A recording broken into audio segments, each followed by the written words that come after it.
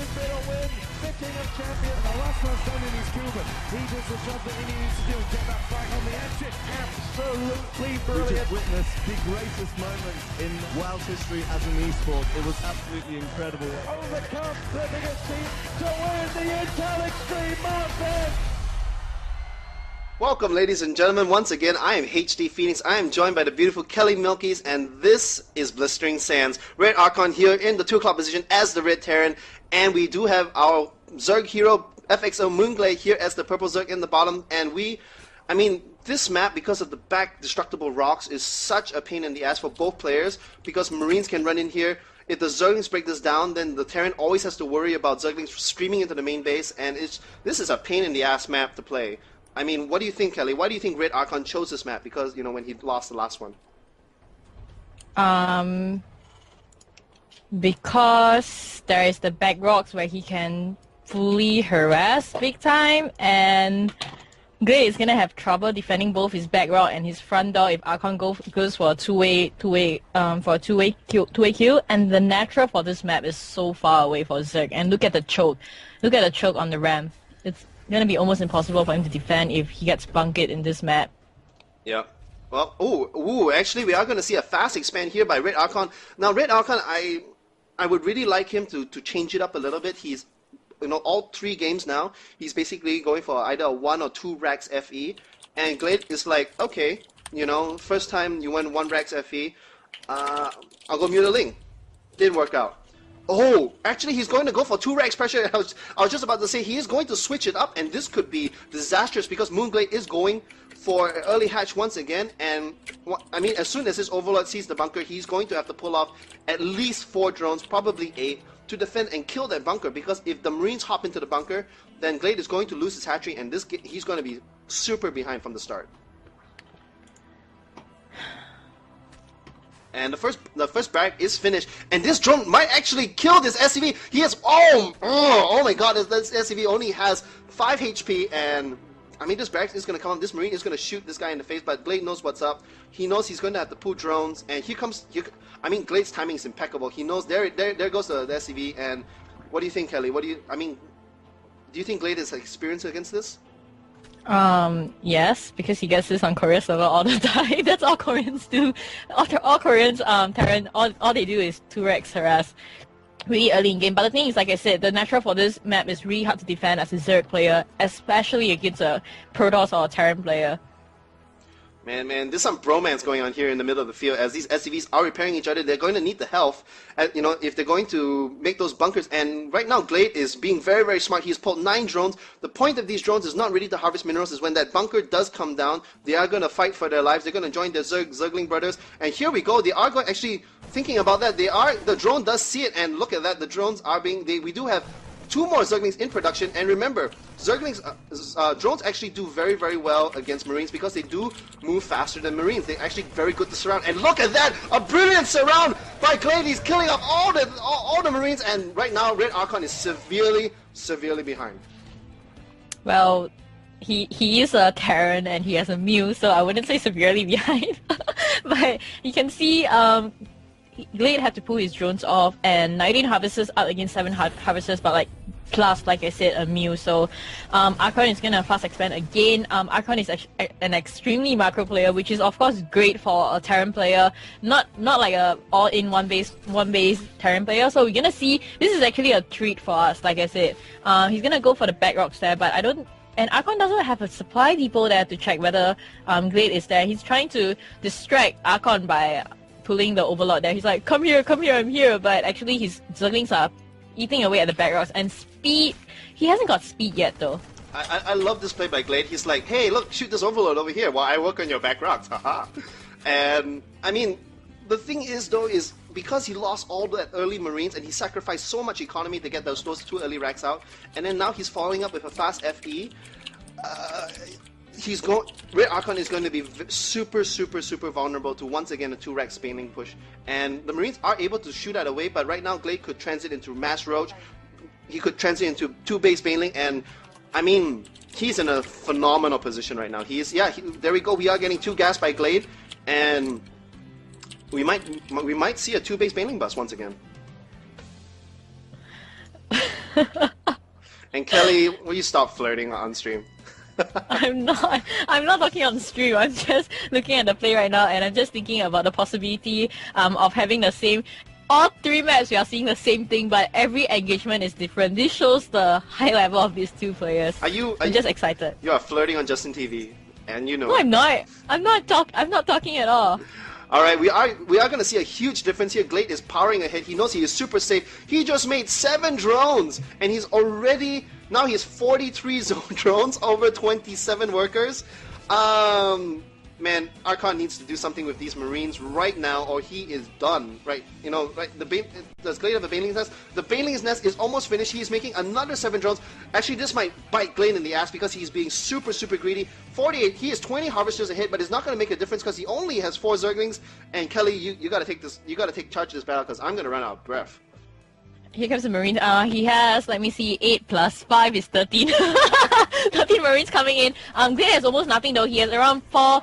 Oh, the Sunken is actually doing a lot of damage. He's gonna try to trap him at the ramp there, but he does manage to get out of the ramp. Here comes 3 Banelings. He's using the Queen to tank the Marine actually. Here comes the 3 Banelings. He's desperately trying to catch Archon. Archon is really smart. He's trying not to run onto the creep, but he does get caught because he couldn't split his Marines in time. He's gonna lose all his Marines again. He's gonna attack up the Lair. Lair is up now, so there's definitely Sentry Fungal Hooks coming up from him. I'm sorry guys, I have a Steam Pack voice, so give me a break. Come on, man. And Aspire immediately dropping down for GLADE. He knows that he knows Archon is gonna be slightly behind based on the amount of Marines he's pumping out. So he's gonna be like, okay, you know what? I'm slightly ahead. I'm gonna come up with slightly earlier.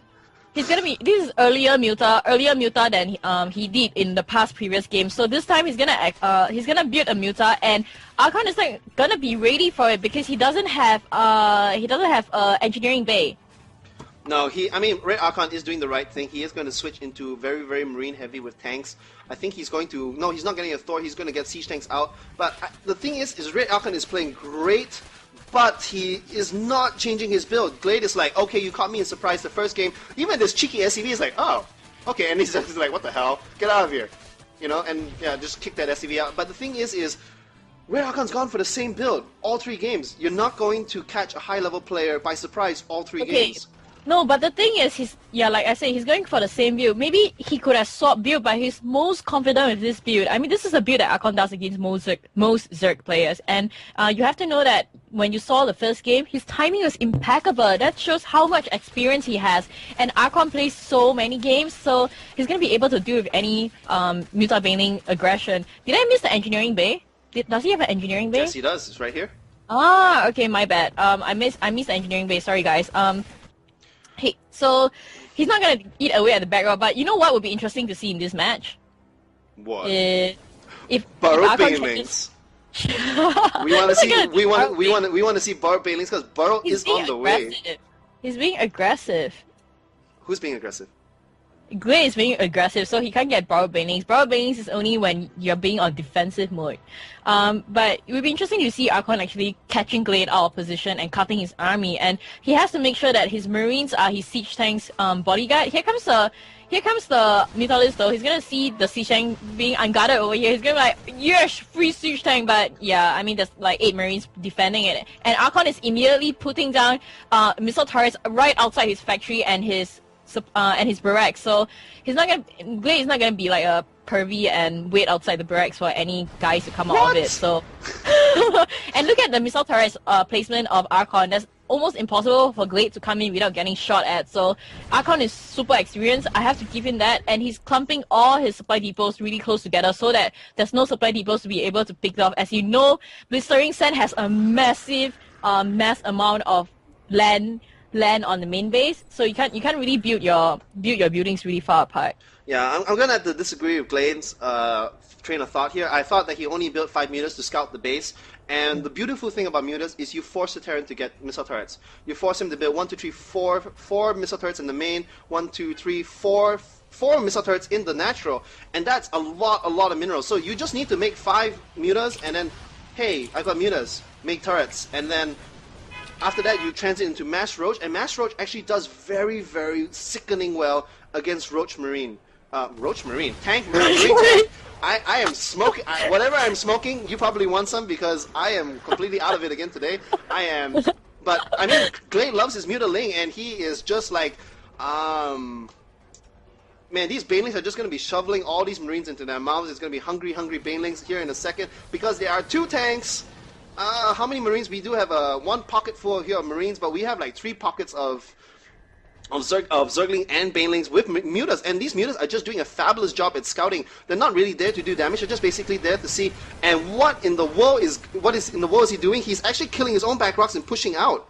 I don't think that's a good idea though. But he's wanting to catch this Mutalis out of position, but you have to remember that Mutalis has really high speed, and oh my god, here comes the push, here comes his Muta Banelings, and his tanks are all unsieged. He's gonna catch him right now. This is gonna be game for Archon. This is such a big mistake. He managed to siege in time, but everything is getting caught by the Banelings, and you do see the amount of Marines over there. Here comes the Banelings, they're on a cluster. He has to split his army. He has almost no army now. Looking at army tab, he has a couple of Taurs. He has 3 Taurs and 3 siege tanks over there, but no. He's gonna run all 3 in. That's not a good idea though. But he does take all 3 siege tanks over there. Well, I think Glade thought like, oh, okay, I just killed his whole army. He doesn't have anything. Goes up the ramp. What the hell? There's 3 tanks and 3 Thors here. But I mean, a little bit of a mismicro there by. Oh my God, there's a lot of Banelings. But I don't think RedArchon's going to have the production facility. He does not have the production facility. He only has 1 barracks with a reactor. He has 2 barracks with tech labs, and he's trying to churn out as many Marines as he can. But looking at the production, looking at the number of Banelings that Glade has, he has 60 more Marines on the way.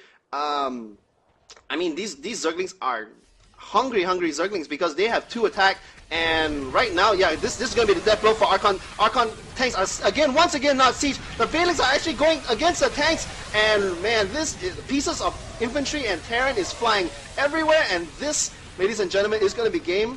I'm just, I just don't see in GG. Archon played really well though. I think what cost him the game was moving out from his back rocks and not scanning and losing all 6 of his siege tanks. Otherwise, he would have been able to take down a lot of the Banelings and Zerglings, Speedlings. Yeah, but there was a moment of danger there because you remember he had 6 tanks, a lot of Marines, and he had Thors. He had 3 Thors. So the Thors would have just sat in the back and just destroyed all the mutas. And it could have been very close to the first game where basically Glade lost his entire army because the Terran was sieged up. Twice in that game he caught RedArchon when he was in transit. And brilliant scouting by Glade. He was able to catch that, but if he didn't catch it at that time, then it would have been disastrous because once you get Thors out in significant numbers, it's going to be what in the world was that? You're going to be able to kill Mutalis really quickly. So I would actually like to see Glade be a little bit more careful, maybe transit into Roach. My 2 cents. Because once Roaches get 2 armor. Okay, you said. Once Roaches get 2 armor, Marines do nothing to them. So, okay, I'm done. And then you're like, makeup, Photoshop, yes. And then like, what do you call it? MySpace photo angle.